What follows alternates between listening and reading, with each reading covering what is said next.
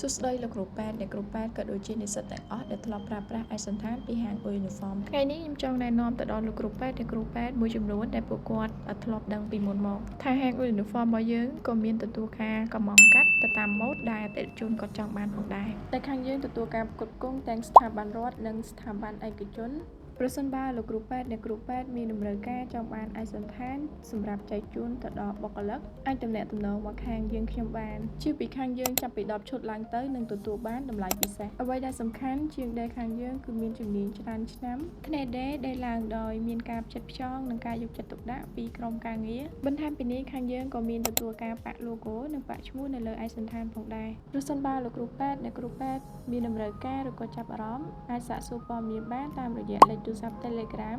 អាចអញ្ជើញមកដល់ទីតាំងផ្ទាល់ក៏បានចំពោះទីតាំងគឺនៅទៅមុខមន្ទីរពេទ្យរស់ទីដែលចុះតាមច្រកស្ពានទី1នៅខាងឆ្វេងដៃ